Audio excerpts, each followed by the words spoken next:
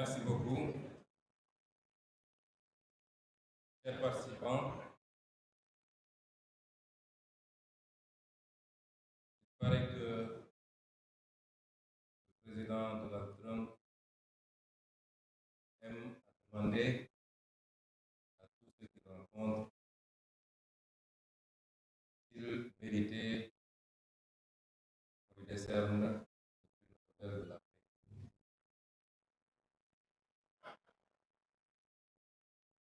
Je pense qu'il n'y a pas à répondre à ces questions. La seule qui veuille d'être posée en termes de réponse, c'est de se demander est-ce que depuis un an qu'il est au pouvoir, la tête la plus basse que puissance des États-Unis, le monde est plus sûr, le monde est plus stable, le monde est en paix. Si la réponse est négative, quelle est sa responsabilité exclusive par rapport à cette déstabilisation du monde qui apparemment est devenu dangereux pour tout le monde, y compris pour lui-même? Imposer la démocratie, M. Boniface l'a rappelé, les logiques internes et nationales ne s'imposent pas à l'extérieur. Enlever des présidents en fonction, les enlever pour les exfiltrer et les soumettre à votre justice ne relève pas de la démocratie, si cela devait s'entendre en termes de droit international. Quelle guerre a été gagnée? Aucune. Aucune guerre n'a été gagnée. Les États-Unis et l'Occident avec se sont livrés à beaucoup de guerres ces dernières décennies. Ils n'ont pas gagné la guerre du Vietnam. Ils n'ont pas gagné la guerre en Irak, en Afghanistan, en Libye, en Syrie. Ils n'ont pas gagné la guerre même au Somalie, où ils ont été obligés de se retirer poursuivis par des bandes armées. À part semer le chaos et le désordre derrière eux dans ces pays, aucune de ces guerres n'a été gagnée parce qu'aucun des objectifs n'a été atteint. On ne citera pas ces pays comme des exemples de démocratie sous la conception occidentale s'entend. Quel objectif était assigné pour la guerre en Iran? C'était de remplacer le régime. Cela n'a pas été fait. Le même régime est dans sa version la plus radicale, la plus dure, va continuer et les États-Unis sont obligés de discuter et de négocier avec ce régime. Réduire les capacités balistiques de l'Iran, ça n'a pas été atteint. Imposer à l'Iran de renoncer à tout programme nucléaire, civil comme militaire, n'est pas un objectif atteint. Aucun des objectifs n'a été atteint et pourtant le monde est plongé dans un chaos que rien ne justifie. M. Trump n'est pas un homme de paix, c'est un homme de déstabilisation du monde.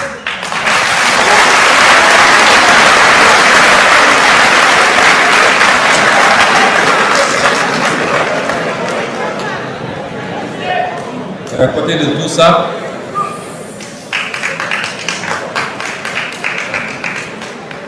faudrait-il ajouter de regretter le comportement de l'autre frange occidentale, donneur de leçons devant l'Éternel. Dès le début des hostilités, tous les régimes occidentaux ont fait des déclarations pour déplorer la violation du droit international et de l'ordre international. Mais ça se limite à ça. Et pour atténuer et justifier, d'ailleurs, c'est justifié auprès de leur patron, il faut qu'ils ajoutent néanmoins qu'ils se réjouissent que le guide Khamenei ait été exécuté, puisque c'est un dangereux terroriste qui brime son peuple, qu'ils se réjouissent que Nicolas Maduro ait été exfiltré, parce que c'était un dictateur, jouant à un équilibrisme que rien ne justifie. Ce n'est pas à eux d'estimer et de décider pour les autres peuples. Qu'il leur suffise de le faire pour eux-mêmes, ce qui semble être de plus en plus complexe. Déplorer la violation du droit international et de l'autre côté mettre à disposition ces bases militaires ne relève pas d'une cohérence politique. Alors quels enseignements devons-nous tirer de tout ça? Les répercussions de cette crise, nous devons encore attendre. Elles sont déjà extrêmement impactantes dans le mauvais sens. Peut-être au-delà des questions liées aux hydrocarbures et aux énergies, devrons nous attendre, surtout pour les pays les moins préparés comme les nôtres, à des répercussions sur les produits alimentaires et sur beaucoup d'autres aspects. Mais tout ceci découle de ce qu'il est convenu d'appeler le piège de Thucydide, que certainement le professeur Boniface connaît mieux que nous. Make America Great Again signifie simplement la prise d'une conscience que la seule superpuissance qu'on était en train de perdre du terrain, pour ne pas dire sa première place face à la montée en puissance d'autres blocs, et particulièrement la Chine. La solution n'est pas celle qui est hésitée aujourd'hui par l'Amérique et par le président Trump. Essayer de réaffirmer sa toute-puissance sur sa zone de rayonnement, notamment l'Europe occidentale, une partie de l'Amérique du Sud et le Golfe, essayer de couper les pistes d'approvisionnement pour asphyxier un concurrent au risque de déstabiliser le monde entier n'est pas la solution.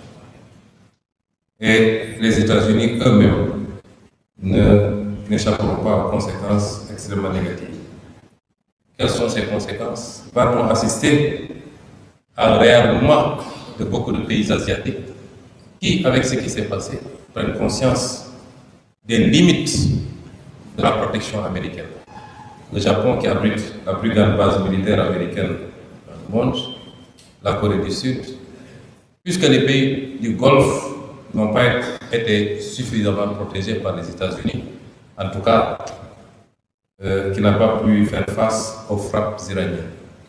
Est-ce que des pays qui ont les capacités de se réarmer, y compris sur le plan nucléaire, vont continuer à confier leur sécurité ou une partie de leur sécurité aux États-Unis d'Amérique face à la montée en puissance de la Chine? C'est une question auxquelles peut-être les chercheurs répondront pour l'histoire à venir.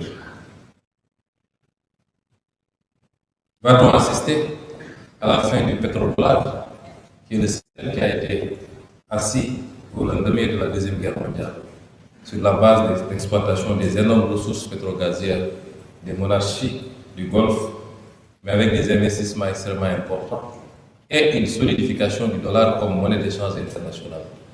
L'histoire nous l'apprendra très bientôt. Ce que je veux dire par là, c'est que M. Trump a exactement le contraire de ce qu'il cherchait en déclenchant cette guerre.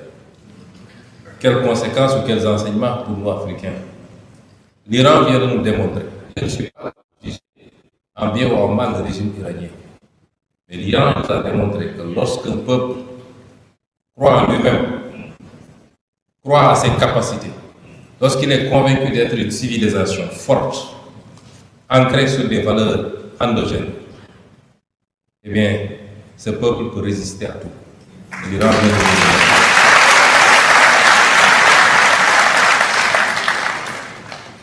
Quel enseignement également pour l'Afrique? J'y reviendrai.